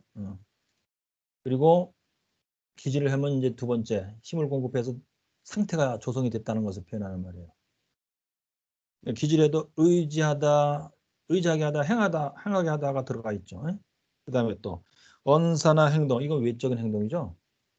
여기에도 의지하게 한다, 행하게 한다가 들어가 있단 말이에요. 근데 일단 웨슬리는 의지하게 한다만 가지고 이제 일단은 설명해. 그리고 그 다음 단락에서는 행하게 한다고 설명하는데 어디서 행하게 하시나 할 때 똑같이 반복해요. 내적에서 외적에서 이렇게. 그걸 잘 보시면서 읽어보겠어요. 기질이나 언사나 행동이나 그래서 내적 거룩이나 외적 거룩이나 아무튼 무엇에 관련됐든 간에 내적 외적 다 모든 선한 욕망을 발생시키는 거. 그것이 의지하게 하신다라는 동작이라는 거예요. 이렇게 써있죠. 그 다음에 그리고 우리가 여기서 행하게 하신다라는 것도 분명히 이것은 모든 위로부터 오는 힘을 의미하는데 어디서? 우리 안에서 모든 올바른 상태를 일으킨다. 영혼 내에서 상태를 이룬다. 그러니까 디스포지션, 깨달음 다음 단계 그 깨달음대로 이제 그 내용이 구성이 돼 버려. 움직여서 뭔가 구성이 돼 버려. 그렇게 되는 것은 하나님이 행하게 하시기 때문에 그렇다. 힘을 공급해서 그렇다. 그리고 그런 다음에 이것이 이제 외적으로 나가. 외적 모든 선한 말과 행동, 외적 행동이죠. 거기서 이제 행하게 하시는 거야. 그죠? 그러면 의지하게 한다, 행하게 한다 이 두 말을 같이 붙여보세요. 위에 의지하게 한다 할 때도 내적 안에서 외적에서 하나님이 의지하게 한다. 그 다음에 행하게 한다를 읽어보세요. 내적 안에서 행하게 한다, 외적에서 행하게 한다 이렇게 되겠죠. 이거 붙이면 어떻게 돼? 내적에서도 하나님이 의지하게 하면 다음 순간 행하게 하며 이렇게 되는 거예요. 그리고 외적에 가면 하나님이 의지하게 하며 행하게 한다 이렇게 되는 거예요. 이해됐어요? 그럼 이것이 구원의 순서에서 선행은에서도 그렇고 회견에서도 그렇고 칭의원에서 성화에서도 그렇고 그런 구조로 쭉 진행돼서 흘러나간다는 얘기죠. 그지? 자, 그러니까 구원의 순서 할 때는 이제 단계 나와 선행은혜, 회견은혜, 칭의원혜 쭉 단계 나가지. 예? 그리고 지금 여기 의지하게 한다, 행하게 한다 하는 것은 이제 각 단계 속으로 들어가서 그 안에서 내적, 외적 경우에 모두 의지하게 하고 행하게 하고 내적에서도 외적에서도 의지하게 하고 행하게 하고 그렇게 된다. 이런 기계가 돌아가는데 이 기계가 다 구원의 순서 단계마다 다 똑같아. 선행원에서도 그렇고 회견에서도 그렇고 칭의원에서도 이제 어디 그림이 정리됐어요? 네네. 오케이, 좋아요. 예수주 신학 가르치다가 내가 말라 죽겠어요. 자, 그러면 다시 221페이지. 자, 회견에 이제 이해됐을 거라고 보고 그 다음에 그 후에 우리는 기독교에서 말하는 본래적인 구원을 체험한다. 본래적인 구원. 여기 이제 구원의 순서니까. 그러니까 회개, 선행은혜 단계는 본래적 구원이 아니야. 그리고 회개은혜 단계도 본래적 구원이 아니에요. 네. 본래적 구원으로 가는 그 앞에 전 단계들이었던 거예요. 그럼 본래적 구원은 뭐냐? 우리는 은혜를 통하여 믿음에 의하여 구원을 받는다라고 되어 있다 말씀에. 이 구원은, 이 본래적 구원은 두 개의 큰 가쟁이로 구성되어 있다. 그것이 바로 칭의와 성화다. 칭의와 성화가 본래적 구원이에요. 칭의는 뭐냐? 칭의에 의하여 우리는 죄책으로부터 구원을 받으며, 그리고 하나님의 총회로 회복된다. 그리고 성화에 의하여 우리는 죄의 세력과 죄의 뿌리로부터 구원을 받으며, 그리하여 하나님의 형상으로 회복되는 거죠. 이렇게 이제 간단히 설명했어요. 그러면 이제 단어 설명부터 할게. 칭의는 죄초로부터의 구원이다. 그리고 하나님의 총회로 회복되는 거다. 그렇죠? 여러분들의 눈썰 밑답. 여기 마이너스 플러스가 들어있는 거 보이셔요? 죄의 책의 제거는 마이너스예요. 그리고 하나님의 총회로의 회복은 플러스예요. 이해되시겠죠? 네. 이것을 신학적인 용어로 한번 표현해 볼 수 있겠어요? 마이너스는 어떤 단어, 플러스는 어떤 단어? 너무 어려워요? 죄의 책을 제거하는 건 뭐라고 불러? 죄사함? 죄의 사함, 뭐 좋아요. 맞는 말이에요. 근데 또 다른 용어가 있지? 흔히 사용하는 용어. 예슬이가 말할 때 칭의는 무엇이다 이렇게 표현하는데 그 단어. 자, 우선 죄책이라는 게 뭐야? 죄책은 내가 이제 죄를 졌어요. 그러면 하나님은 그때 나한테 어떤 입장에서 나를 쳐다볼까? 내가 죄를 졌어. 긍휼하심. 왜 갑자기 그 위에 나와요? 너무 은혜가 풍성하셔. 재판관? 그렇습니다. 재판장입니다. 율법을 내가 어긴 게 죄진 거야. 그러니까 이제 법을 어겼으면 재판을 받아야지. 하나님이 이제 재판하셔. 그리고 이제 어떻게 할까 이제 내가 죄 졌으니까 하나님이 재판장으로서 하는 행동이 뭐야? 판결. 판결. 좋아요. 판결은 유죄 선언일 수 있고 무죄 선언일 수가 있어요. 이 경우는 뭐야? 이 경우는 유죄. 그렇습니다. 성경 용어로 뭐라고 불러요? 유죄 선언 때렸어 하나님이. 하나님이 나를 어떻게 한 거야? 뭐 하다. 심판? 심판은 재판하다는 동사. 정죄. 그렇습니다. 정죄. 정죄. 유죄 선언 때린 거야. 정죄하신다야. 그러면 나는 어떤 상태가 돼? 이제 정죄 받았어. 내가 뭘 갖게 됐어요? 그러면 이제. 자, 정죄 받으면 결국은 뭐 어떻게 하겠다는 거야? 하나님이. 유죄 선언하면. 우리 세상에서 유죄 선언하면 그 다음에 하는 게 뭐예요? 예? 감옥 가요. 감옥 가야. 좋아요. 그걸 이제 단어로 불러보세요. 심판. 심판은 재판한다는 뜻이라니까. judge.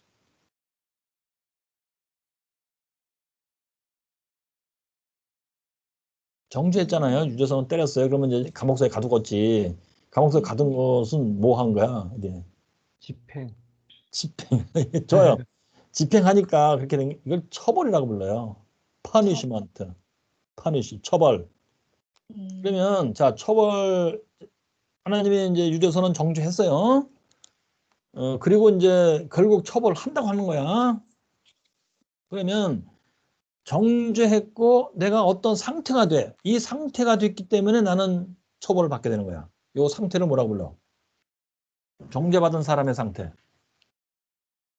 너는 처벌을 받을 상태다 이제. 죄인. 예?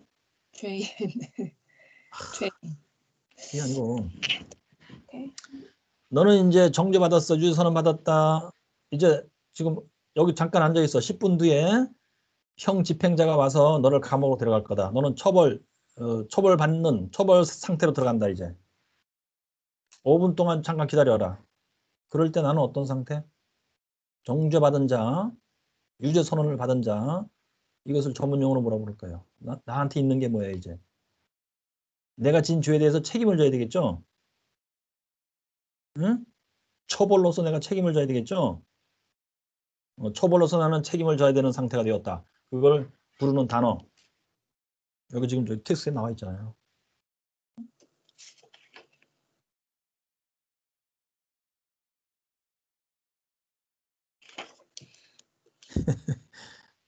제가 읽어볼게요.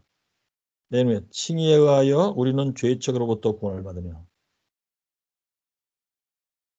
내가 정죄를 받고 어떤 상태에 있고 그래서 나는 형 집행을 당하여 처벌받았다. 죄책의 상태? 그렇습니다. 그게 그렇게 어려우세요? 죄책, 내가 지은 죄에 대해서 책임을 져야 되는 상태가 되었다는. 5분 뒤에 나는 형 집행이 되어서 들어가서 앉게 될 것이다. 처벌받고 있는 상태가 될 것이다. 처벌의 상태로 들어갈 것이다. 나는. 왜? 나는 죄책이 있기 때문이다. 내가 진 죄에 대해서 책임을 지게 되는 상태가 되었다. 왜? 뭐 때문에? 그 앞에 유죄 선언을 내려서 그래요. 하나님이 정죄해서 그래요. 이해되시겠죠? 그게 죄책이에요. 자, 그럼 죄책을 영어로 뭐라고 할까요? 죄책. 죄책. 제가 수십 년 동안 사용하던 용어인데 죄책. 영어로 guilty. guilt 형용사고 guilty 죄책 명사 guilt입니다. 바로 그게. 이해되시겠어요? 좋아. 그러니까 칭의라는 게 뭐야? 죄책을 제거해 주는 거예요. 내가 처벌 받을 뻔했는데 처벌까지 나가서. 그럼 여기서 처벌은 뭐예요? 우리가 죄를 짓고 하나님이 이제 심판, 재판해서 유죄 선언 때렸고 정죄 받았고 그래서 나는 죄책을 가진 상태고 좀 있다가 나는 이제 형 집행이 돼서 처벌을 이제 받게 될 거야. 그 처벌은 뭐예요? 성경에서 부르는 이름. 계속 심판만 나와 있죠. 도대체 심판이라는 단어를 어떻게 얘기하고 있던 거야? 처벌. 네. 그게 이제 벌 받는 거잖아요. 처벌. 응? 징계? 아니고 궁극적으로 벌 받는 걸 뭐라고 불러? 성경에서. 영벌. 그렇습니다. 영벌입니다. 영벌은 또 다른 단어로 뭐라고 불러? 죽음입니다. 근데 사람이 육신으로 살다 죽는 것도 죽음이라고 하니까 성경에서는 이것을 구별하여 뭐라고 불렀어요? 사망. 아니고 두 번째 죽음이라고 부르는 겁니다. 요한계시록. 자, 그러면 이제 여러분 그 마지막 심판은 뭐야? 어떻게 한다는 얘기예요? 마지막 심판이. 심판. 심판은 거기서도 역시 재판장이 재판한다는 뜻이에요. 그때 재판장은 누굴 것 같아요? 성경에 가면 예수 그리스도. 그렇습니다. 예수 그리스도가 마지막으로 이제 재판을 이제 열기 위해서 오시는 거예요. 재판장으로서 이제 심판하는 그야말로 재판하는데 이제 어떻게 할까? 재판장이 하는 이제 동작을 묘사해 보세요. 결국 뭐 하는 거야? 지구상에 살았던 모든 인간 앞에 늘어놓고 양과 염소로 영벌 아니면 영생. 그렇죠. 그래서 이제 영생으로 갈 자들을 판결해주고 영벌로 갈 자들을 이제 판결해서 결정해야 되겠지. 자, 그러면 이제 영생으로 갈 자들을 향해서 판결을 내릴 때 예수님의 입에서 무슨 말이 나올 거예요? 문장을 말해 보세요. 성경에 있는 대로.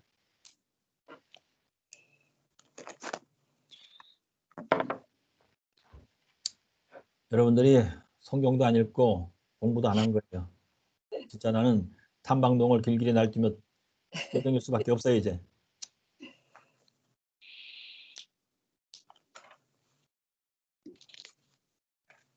그 문장이 이겁니다. 여러분 동사는. 선하고 착하고 충성된 종아 나랑 같이 잔치상으로 가자. 그게 마지막 심판주의 입에서 나오는 말이에요. 그 말을 이제 조금 법률적인 용어로 한번 표현해 보세요. 의롭다. 너는 의롭다. 이렇게 표현하죠. 그걸 한자 마지막 층이 그렇습니다. 예, 그겁니다. 이 한자말로 표현하면 뭐야? 너는 의롭다를 한자말로 표현하면 그렇게 하는 동작을 표현해봐. 예수님이 너는 의롭다라고 동작을 하셨어. 무엇을 하신 거야? 나를 한자말로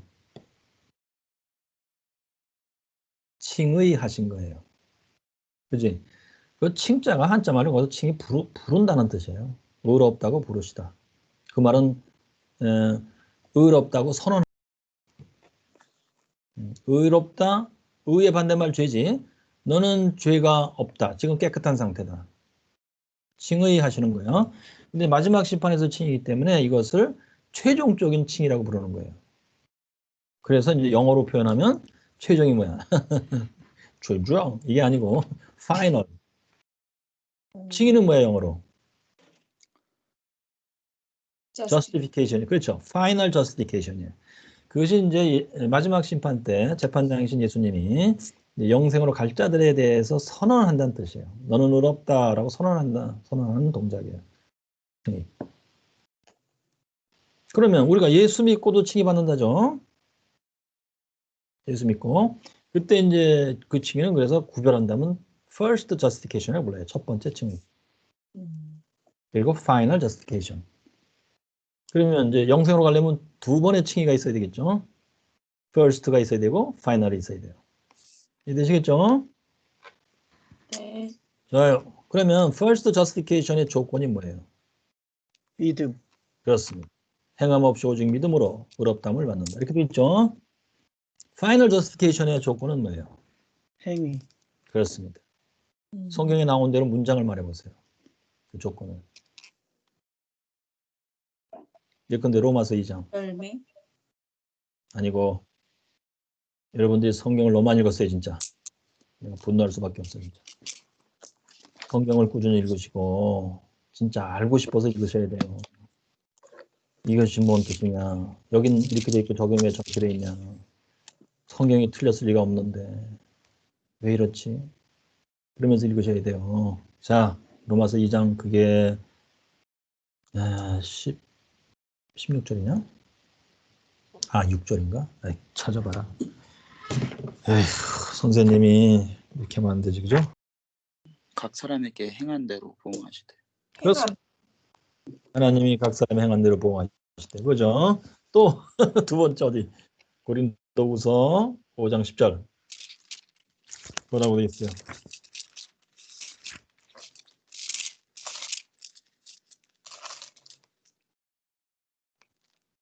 그 몸으로 행한 것을 따라 받으려 함. 그렇죠. 우리가 다 각각 선악간에 그렇죠. 우리가 다 반드시 그리스도의 심판대 앞에 드러나 그리스도의 심판대라 했잖아요. 마지막 심판대예요. 드러나 숨길 수 없어. 각각 각 개개인을 보는 거예요. 선악간에 선을 행했냐 악을 행했냐 둘 중에 하나 중간은 없어요. 그 몸으로 실제로 해요. 실제로 손발을 가지고 행한 것을 따라 받으려 합니다. 보응을 받는다 그대로. 선에 대해서 악에 대해서. 선에 대해서는 영생이고 악에 대해서는 영벌이에요. 자 그런데 이제 시간이 별로 없으니까 거기 여러분 그러면 뭐 예수 믿든 안 믿든 각자 뭐 선을 행했다. 그리고 산 사람은 다 영생이냐? 뭐라고 대답해야 돼요? 자, 그래서 각자 행한 대로 할 때 행하다는 뜻을 성경은 어떤 뜻을 말하느냐를 봐야 되겠죠. 그러면 그 표현이 아주 나하고 찾아봤자 소용없어요. 성경 전체를 읽어야 돼요. 그랬을 때 그래서 이제 결국 구약 신약을 다 읽어야 되고 특별히 이제 신약 시대에 사람들이 놀랍게도 아주 중요한 진리들은 다 외우고 다녔어요. 보니까.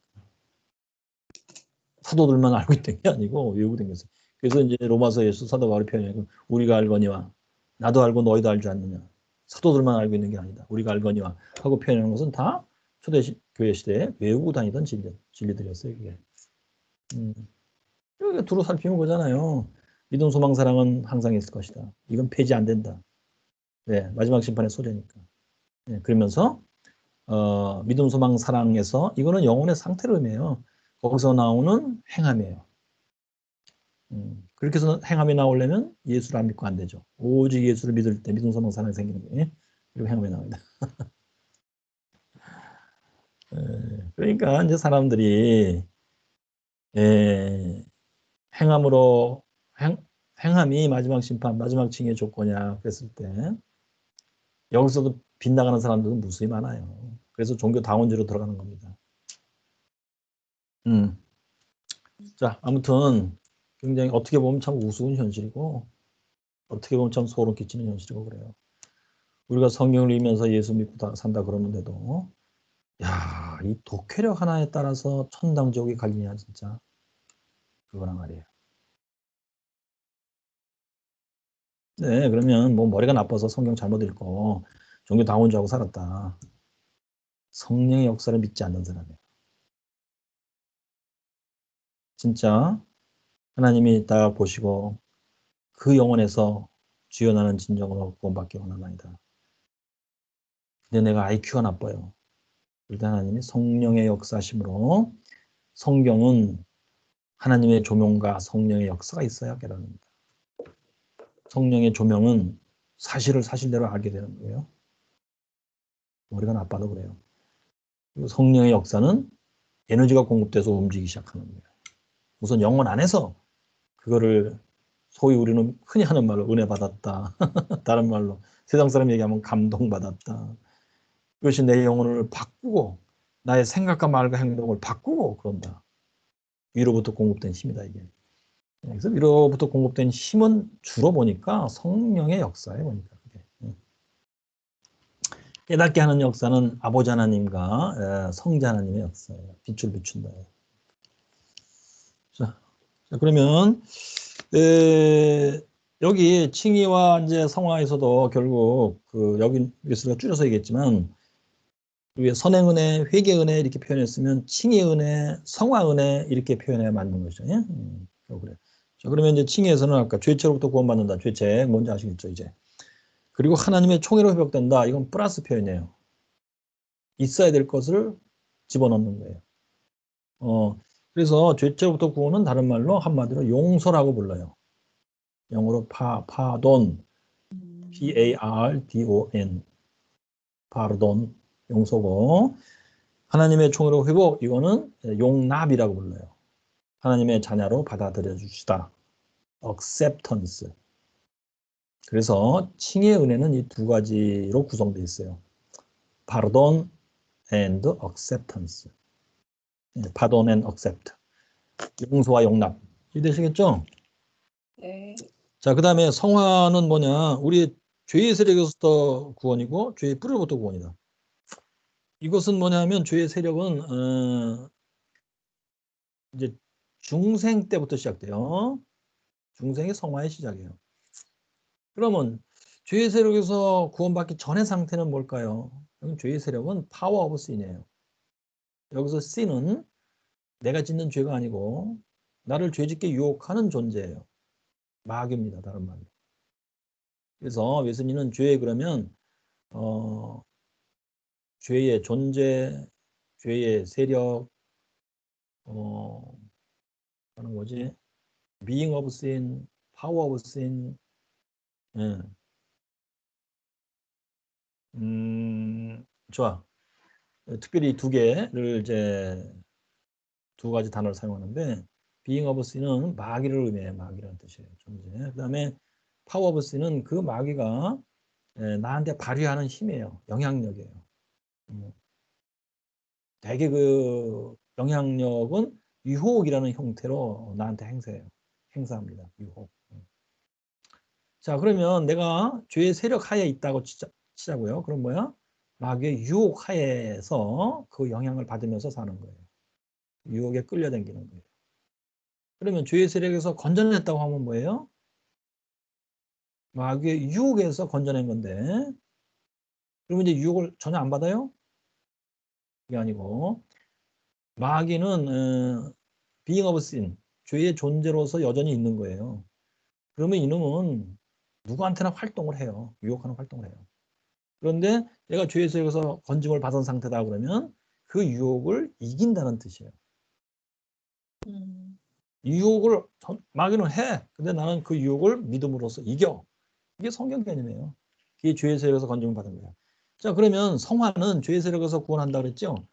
중생이 성화 시작을 했죠. 중생부터 이게 되는 거예요. 죄의 세력에서 건진받았고 그러면서 믿음을 가지고 그 유혹을 이기면서 계속 나가는 거예요. 그게 성화의 과정이에요. 그럼 가면 갈수록 더 잘 되면 좋은 거죠. 성화가 잘 된다. 죄의 유혹을 가면 갈수록 잘 이기는 거예요. 근데 죄의 유혹이 각 엄청난 분야에서 일어나. 불만한다, 짜증낸다, 원망한다, 예. 또는 뭐요, 칭찬을 구한다, 예. 먹기를 탐한다, 예. 안목의 정여, 보는 대로 갖고 싶다, 뭐 이런 거. 예. 이 각각 분야에서 이제 믿음이 성장할수록 그 유혹을 잘 이기며 나간다. 점진적. 그게 성화예요, 그게 성화. 죄의 세력에서 그 다음에 죄의 뿌리로부터 얻는다 그랬죠? 이건 뭐야? 뿌리채 뽑아버린다. 그러니까 이 죄의 유혹을 이제 받으면서 이기면서 나가는 것도 잘하는 건데 남아있는 죄라고 그래. 성화의 과정에서는 여전히 어느 정도의 부패성이 남아있어. 그래서 구체적으로 어느 정도의 불신앙, 어느 정도의 교만 자기의지, 어느 정도의 세상사랑 이것이 있으면 위험하겠죠. 내적으로 죄질 수 있고 이게 조금 더 나가면 외적으로 죄질 수 있고 그래요. 이 뿌리가 남아있어서 그래요. 부패성의 뿌리가. 그런데 여기 성화라고 할 때 죄의 뿌리로부터 건진받는 것도 의미한다 그랬어. 이게 그리스도의 완전이에요. 항상 그런 게 아니고 어느 때 하나님의 뭐 기뻐하실 때 그 역사한다고 쳐. 그러면 죄의 뿌리가 뽑혀 나간다. 남아있는 죄가 뿌리째 뽑혔다. 그것도 성화라고 불러요. 그리스도의 완전에 들어감 뜻이에요. 그래서 하나님의 형상으로 회복된다. 이것은 특별히 도덕적 하나님의 형상이라고 부르는 것인데 하나님이 아담을 처음 만드셨을 때 그 영혼이 사랑으로 충만하고 그 다음에 이제 아까 우리가 선의 은혜 설명할 때 나왔던 거 미가서 6장 8절 공의를 행하며 자비를 사랑하며 너희 하나님 여호와 하나님과 늘 동행하라. 예. 그 기준이 생생하게 살아서 잘 닦고 있으며 이 상태에서 아무런 하자가 없으며 퓨리티. 이게 도덕적 하나님의 형상의 내용물이에요. 그러면 그것이 회복되는 거예요. 성화의 은혜에 의해서. 그래서 점점 회복돼 나가는 것을 점진적 성화라고 하고 한순간에 확 회복돼 그리스도의 완전, 다른 말로 하나님의 도덕적 형상이 완전히 회복된 거예요. 그런 뜻입니다. 이해되시겠죠? 자, 그러면 여기서 이제 칭의 은혜, 성화 은혜에서도 마찬가지 그 하나님이 의지하게도 하시고 행하게도 하신다 하는 동작으로 구성돼서 진행돼 나간다. 그럼 그 밑에 단락만 읽어보고 마치겠어요. 시간이 돼서. 자, 성경과 및 모든 경험은 무슨 뜻이야? 성경도 그렇게 말씀하시고 경험? 진짜 성경대로 예수 믿는 사람들의 경험을 봐도 딱 그거다. 그 얘기야. 이 구원이 즉각적인 면과 점진적인 면 양자를 다 갖고 있음을 보여준다. 즉각적, 순간적으로. 점진적, 조금씩 조금씩 진행. 즉, 이 구원은 우리가 칭의받는 순간에 칭의는 순간에 즉각적으로 이루어지는 거예요. 순간에 하나님에 대한 그리고 이웃에 대한 거룩하고 온순하며 인내하는 사랑 안에서 시작된다. 그러면 칭의는 순간에 일어나고 동시에 중생이 발생해요. 순간에. 그런데 중생은 성화의 시작이라고 그랬죠. 예. 그때부터 이제 쭉 성화로서 진행이 돼 나가는 거예요. 칭의 중생은 순간이다. 그리고 그때서부터 쭉 진행돼 나간다. 순간과 점진적인 것이 이렇게 붙어서 있어요. 그리고 사랑 안에서 시작된다 그랬죠. 결국 칭의 중생 받으면 그 영혼의 아주 핵심을 말하라 그러면 사랑이래. 사랑으로 충만하다. 처음엔 그래. 근데 이제 그 충만이 조금씩 줄어들어서 뭐 사랑이 자리 잡고 있는데 조금 이제 위축됐다, 약하다 이렇게 되면 성화가 조금 잘 안 되고 있는 상태. 좌우지간 사랑이에요. 그다음에 그리고 이 구원은 그 순간부터 점진적으로 증가한다. 오케이. 이게 이제 성화를 묘사하는 말이에요. 겨자씨가 처음에는 모든 씨 등등등 큰 나무가 되는 것과 같은 이치다. 점점 성장한다. 그 다음에 그러면서 이 구원은 또 다른 순간에 즉각적으로 마음이 모든 죄로부터 깨끗이 씻어져. 이게 바로 그 뿌리째 뽑힌다 그거예요. 아까 얘기했던 그리스도의 완전을 묘사하는 말입니다. 하나님과 인간에 대한 순결한 사랑으로 채워진다. 흠 없는 사랑, 사랑과 다른 이질적인 무엇이 섞여 있지 않은 사랑, pure love 이거로 채워진다. fulfilled 충만하게 채운다. 요거 그것도 이제 다른 한 순간에 그랬죠. 그리스도의 완전은 순간에 주어지는 무엇이다. 그 밑에 그러나 바로 이 사랑도 점점 더 자라서 뜻은 뭐야? 그리스도의 완전에 들어갔을 후에도 더 자라난다는 뜻이에요. 그래서 모든 일에 있어서 우리가 우리의 머리에 신 그분 안으로 자라 들어갈 때까지 우리가 그리스도의 충만한 분량의 정도에 이르기까지 계속 자라나간다. 그리스도의 완전에 들어갔는데 완전 뭐야? pure love, entire love 사랑으로만 꽉 차 있어. 그런데도 더 자란다니 뭐가 부족해서 더 자라는 거야 이게? 너 처음에 이해 못했어요. 나중에 보니까 그거더라고. 아하, 이것은 밀도가 높아진다는 뜻이에요. 뭔 얘기인지 알겠죠? 공간적으로 화학 시간에 배운 거 상상해 보세요. 이제 그 완전에 들어간 사람은 그 영혼 속에 오직 사랑만 들어 있어요. 딴 거 없어. 이질적인 거 없어. 근데 밀도가 약간 낮아요. 사실 그리스도 완전 처음 들어가면 밀도가 낮아요, 원래. 그런데 이제 더욱 이제 뭐 잘 진행된 사람 같으면 더 자라 이게. 그래서 밀도가 점점 세져, 높죠. 견고해진다, 더 깊어진다, 더 풍성해졌다. 이렇게 됩니다. 믿음의 연륜이 있어 보인다. 뭐 이런 것입니다. 네, 여기까지. 오케이. 자, 그럼 질문 있으면 해보세요, 혹시. 여기까지. 교수님 질문 있습니다. 그래, 하세요. 그리스도의 완전이라는 것이 그 하나님께서 창조하신 인간의 아담이 범죄하기 전에 그 모습 그대로의 형상의 회복일 것 같은데 그러면 아담이 결국엔 범죄하지 않았습니까? 그렇죠. 그리스도의 완전에 들어간 사람도 범죄할 수 있고 그러면 결국에는 하나님께서 사람을 만드셨을 때 아무리 그리스도의 완전에 들어간다 할지라도 인간의 연약함, 부족함을 허락하셔서 하나님을 계속해서 붙잡게 하시는 하나님의 섭리가 있지 않으셨을까? 이렇게 생각하는 부분은 신학적으로 괜찮을지. 신학적으로는 내가 더 설명을 해줘야 될 부분들이 여러 가지 있어. 근데 목회적으로는 좋아 보여. 교회를 떠나서는 죽을 줄 알아라. 이렇게 말할 수 있겠죠? 그러므로 교회에 붙어 있어야 돼. 아무리 오래 믿었어도 교회에 붙어. 이렇게 말하기에는 좋은 지금 아이디어죠. 그죠? 나쁜 거 아니야. 괜찮아. 좋아요. 이제 신학적으로 보충해 드리겠습니다.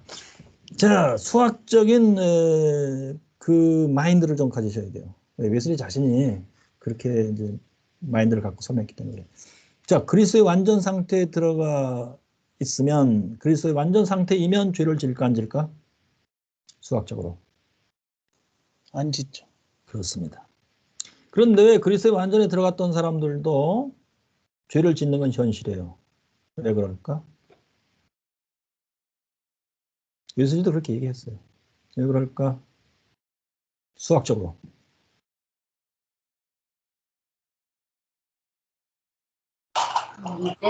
은혜가 없으니까요. 하나님 은혜가 부족하니까. 수학적으로 하라니까 또 옆으로 나가네. 자, 이겁니다. 그리스도의 완전 상태가 아니니까 죄를 짓는 겁니다. 그렇겠죠? 맞겠죠? 네. 그렇습니다. 그러면 이제 생각해 볼게요. 왜 그런 그리스도의 완전 상태였다가 그리스도의 완전이 아닌 상태로 간 거야? 그 답을 찾아야 되겠죠? 네. 그렇습니다. 그것은 무엇이냐? 창세기 3장에 벌어진 사건과 똑같아요. 뭐냐? 아담이 창세기 3장 죄 짓기 전에는 하나님이 완벽하게 잘 만들어 놓은 거예요. 그러면 그 상태에 있을 때는 죄를 안 짓겠죠? 안 져요, 맞아요. 근데 그 상태가 아니니까 죄를 진 거예요. 그럼 그 상태가 아니게 된 게 뭐야? 뱀이 유혹했어요. 뱀이 유혹해서 저걸 먹으면 네가 눈이 밝아진다 그랬나? 맞아. 네가 하나님처럼 되리라 그랬죠. 그게 유혹이에요, 소위. 그러면 이제 하와가 듣고 유혹에 만약에 안 넘어갔으면 어떻게 돼? 당연히 죄를 안 짓겠죠? 죄를 안 진 거는 왜 그래? 하나님이 만드신 완벽한 상태에 계속 유지되고 있으니까 그런 거예요. 그런데 유혹에 넘어갔어요. 그래서는 보니까 뭐 먹음직하다, 보암직하다, 지혜롭게 같다 이렇게 되겠죠. 그 뭐야? 그러니까 이제 사실을 오해하기 시작해. 그게 아닌데 하나님처럼 되는 게 아닌데 그 말을 믿기 시작해. 그럴 수 있겠다. 좋다. 이게 사실은 뱀이 나에게 넣어준 참 어둠의 빛이라고 할까? 유혹의 광선이야. 사실을 하나님의 빛은 사실을 사실대로 하게 하는데 마귀의 빛은 사실을 왜곡되게 오해하게 하고. 근데 모종의 깨달음이야. 나쁜 의미의 깨달음이야. 그럼 거기에 이제 힘이 부여되는데 이 힘은 하나님이 주는 힘이 당연히 아니고 마귀가 또 힘을 주는 건 아니야, 개념이. 마귀는 나를 유혹해가지고 유혹에 걸려들면 그때 장악하기 시작해요. 그 힘은 내가 볼 때 밥 먹은 힘이에요. 몸에서 올라가는 힘이에요. 몸이 요구하는 게 있어, 이상하게. 왜? 밥을 안 먹으면 뭐 죽거든. 그러니까 밥 먹여라 하는 요구가 스물스물 올라오고 있어, 이상하게. 그 힘이 올라가면 이제 맞다 이렇게 생각하고 이제 막 그 영혼이 그 나쁜 영향을 받아요. 몸에 나쁜 영향을 받아요. 그래가지고서는 이상하게 막 그게 먹음직스럽게 보이고 말이야. 응? 뭐 막 이렇게 되기 시작하는 거예요. 그러면은 이제 행동으로 옮겨. 자, 이렇게 되는 근본 원인을 웨슬리는 한마디로 표현했는데 뭐냐? 아담이 하나님이 알려주신 진리는 진리대로 잘 알고 있었어요. 그러나 하나님이 알려는 주셨는데 이 사람이 다 알고 있는 건 아니야. 다 알고 있는 게 아닌데 이제 마귀가 그걸 악용해서 유혹하기 시작해. 그럼 이 사람이 추론하기 시작해. 추론. 저걸 먹으면 하나님 잘못한다. 하나님 잘못하면 진짜 좋겠다. 뭐 이렇게. 그게 이제 유혹에 넘어가기 시작한 단초예요. 그래가지고 맞다. 마귀가 하는 말이 맞다. 이래가지고 이제 의지를 형성하고 따먹자 하고 실제 행동으로 옮기는 거예요. 그러면 의지를 형성하는 게 내적 죄고, 그다음 행동으로 옮기는 게 이제 외적 행동으로서의 죄예요. 자, 그러면 자, 다시 이제 수학적으로 정리해 봅시다. 아담이 하나님이 만드신 완벽한 상태에 있으면 죄를 짓지 않는다, 당연히. 그런데 죄를 졌다는 것은 그 완벽한 상태에서 떨어져 있기 때문이다. 떨어졌기 때문에. 그 떨어지는 순간이 뭐였을까? 했을 때 마귀의 유혹. 그 유혹에 승인하고 사실을 왜곡하고 오해하고 하면서 맞다 이렇게 하면서 의지를 형성하고 행동을 옮겼기 때문에 그렇다. 이거예요. 그럼 하나님이 이것도 막아주시지 했는데 하나님은 그 아담에게 자유라는 걸 부여하신 거예요. 영혼은 자유의 자주란. 그래서 그런데 하나님은 경고를 해. 죄를 짓지 말라 이렇게 경고해. 그런데 죄를 지을 상황에 들어갈 때 하나님이 물리적으로 막아주지 않습니다. 내버려 두시다 이렇게 되고요. 자, 그래서 이제 결국은 그렇게 된 건데, 자, 그렇다면 그리스도에 완전히 들어간 것도 같은 이지로 설명할 수 있어요. 완전히 들어가 있는 상태다. 그러면 절대 죄 짓지 않지. 수학적으로 봐서. 그렇죠? 근데 완전히 들어갔던 사람도 죄를 지는 게 사실이야, 현실이야. 그럼 왜 그랬을까? 완전 상태에서 떨어져 내려왔기 때문에 그렇죠. 떨어져 내려오는 이유는 똑같아요. 마귀의 유혹과 그 유혹을 따라가는 형태 때문에 그렇습니다. 그러면 이걸 막았으면 좋겠는데, 그래서 예수님은 성경을 읽고 막는 비결을 이제 제시를 하는데 그게 뭐냐면 믿음, 겸손, 순종, 하나님 사랑을 유지하는데 그것은 알겠습니다. 이렇게 내 힘으로 따라가면 안 돼 또. 결국 웨슬리가 제시한 게 뭐냐면 아까 얘기했던 성령의 증언, 우리 자신의 영의 증언, 그게 바로미터예요. 성령의 증언을 항상 들어라. 너는 하나님의 자녀라 하는 성령의 증언을 귀 기울여 듣고 거기에 순종하라. 네가 그런데 거기에 거역하면 성령님이 경고한다. 경고할 때는 뭐 양심의 가책 뭐 이런 걸 느끼면서 이렇게 느껴요. 그런데도 네가 불순종하면 결국 성령님은 너를 떠난다. 성령의 증언이 너를 떠난다. 그러면 우리 자신의 영의 증언도 사라지기 시작해요. 나는 하나님의 자녀야라는 자신감이 없어지고 그게 아주 굉장히 짧은 순간들에 막 일어나요. 그리스도에 완전히 들어간 사람도 마찬가지예요. 그렇게 됐는데도 죄 짓는 것을 꼭 좀 해보고 싶다. 그러면은 완전 상태에서 뚝 떨어져 나오고 그 떨어져 나온 상태에서는 당연히 일반 사람들과 마찬가지로 죄를 즐겨 짓고 열심히 짓고 용감하게 짓고 이렇게 되죠. 자, 아무튼 이치는 이해가 되셨어요? 시간이 돼서 네. 하겠습니다. 자, 그럼 우리 오늘은 여기까지 하고요. 출석을 남기세요. 출석을 남기시고 열심히 공부하셔서 성경도 읽고 웨슬리 설교도 읽고 돼, 여러분. 지금같이 공부해서는 안 돼. 예, 진짜 너무 안 돼요. 웨슬리 설교를 여러 번 읽으시면 당연히 독해력이 좋아집니다. 여기까지 하겠습니다. 감사합니다. 감사합니다.